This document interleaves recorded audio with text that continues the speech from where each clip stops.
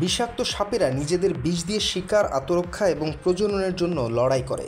কিন্তু যদি এক বিষাক্ত সাপ আরেক বিষাক্ত সাপকে কামড়ায়, তাহলে কি হবে? বিষ কি কাজ করবে? সাপের বিষ তাদের শিকার বা শত্রুর শরীরে ধ্বংসাত্মক পরিবর্তন আনতে সক্ষম। সাপের বিষ তিনটি প্রধান ক্যাটাগরিতে বিভক্ত। হেমোটক্সিন সাপের বিষ রক্তকোষ ধ্বংস করে এবং রক্ত সঞ্চালনে বাধা সৃষ্টি করে। এটি রক্ত জমাট বাঁধতে বাধ্য করে এবং দেহের বিভিন্ন অংশে নেক্রোসিস ঘটাতে পারে, অর্থাৎ কোষ ধ্বংস করতে পারে।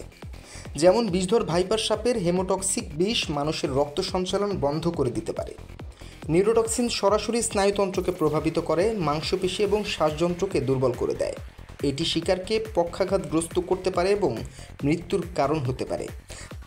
যেমন কোবরা এবং ক্রেট সাপের নিউরোটক্সিক বিষ স্নায়ুতন্ত্রকে প্রভাবিত করে দ্রুত শিকারকে নিস্তেজ করে ফেলে। সাইটোটক্সিন বিষ শিকারে দেহের কোষগুলি ধ্বংস করে দেয়, ফলে আক্রান্ত স্থানে তীব্র যন্ত্রণা এবং ক্ষত সৃষ্টি করে। যেমন র্যাটলস্নেক বা ভাইপার জাতীয় সাপের সাইটোটক্সিন শিকার বা শত্রুর দেহের কোষের ব্যাপক ক্ষতি করতে পারে।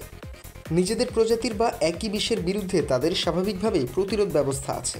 এভাবে তারা নিজেদের মতো সাপের কামড় থেকে একটি খোরা সাপ যদি আরেক গোখরাকে কামড়ায়, তাতে হয়তো বিষ সম্পূর্ণরূপে কাজ করবে না।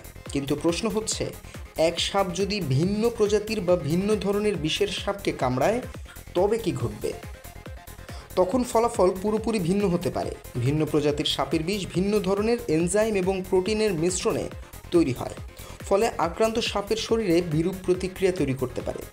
যদি একটি রাজগোখরা একটি ক্রেট সাপকে কামড়ায়, তাহলে ক্রেটের শরীরে কোবরার নিউরোটক্সিন কাজ করতে পারে, কারণ ক্রেটের শরীরে সেই বিষ প্রতিরোধের ক্ষমতা নেই।